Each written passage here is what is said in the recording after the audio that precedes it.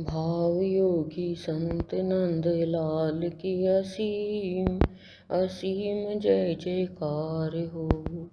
बाबा बलदेव की असीम असीम जय जयकार हो। सतगुरुदेव की 751 नंबर की चेतावनी की अमृत वाणी है। क्यों उन्हें देखा जो भोग की अग्नि में जल रहे हैं? प्रश्न किया है सतगुरुदेव ने।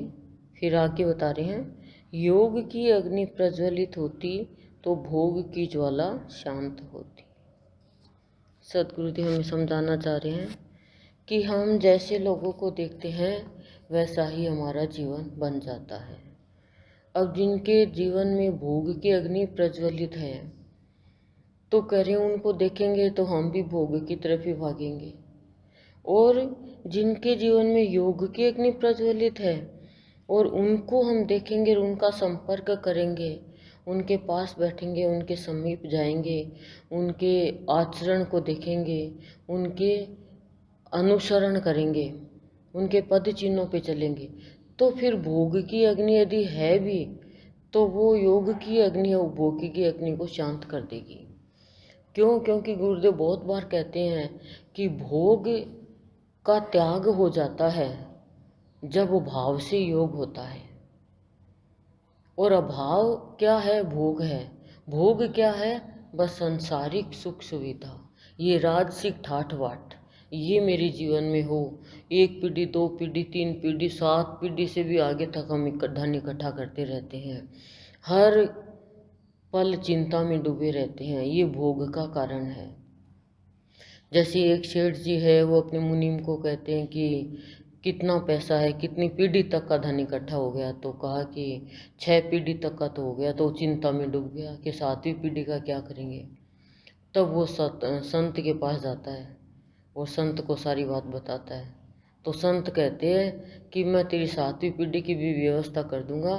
तू एक काम कर, तेरे पड़ोस में एक सास बहू रहती है, उनको तू 1 किलो चावल दिया खाली। तो उसने कहा 1 किलो चावल क्या, मैं तो 1 कट्टा भी दे सकता हूँ। बोला नहीं, 1 किलो ही चावल दिया। जब वो देने के लिए जाता है, सास घर में नहीं होती है, बहू होती है।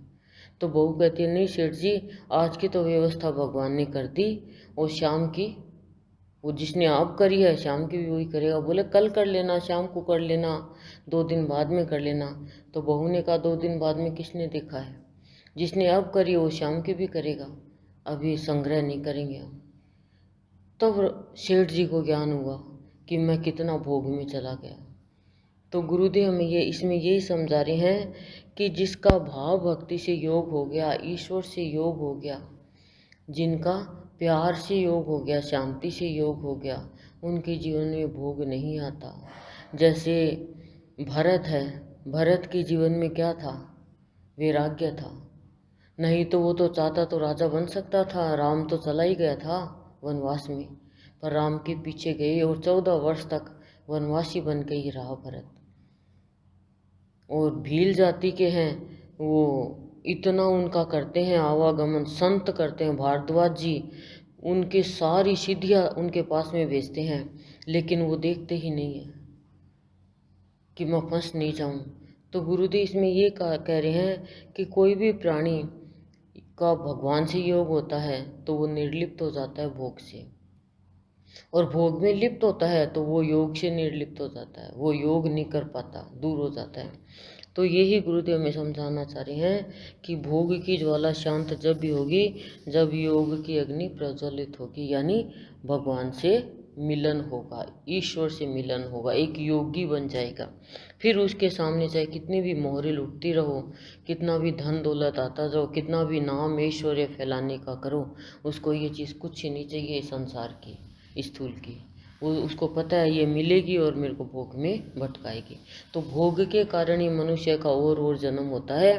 जब योग हो जाएगा तो फिर और जन्म से छुटकारा मिल जाएगा। तो गुरुदेव हमें ये कह रहे हैं कि यदि जन्म मरण से शांत होना चाहता है तो ईश्वर से योग कर, और भोग की ज्वाला स्वतः ही शांत हो जाएगी। उनको देख ही मत। ओम शांति शांति प्रशांत।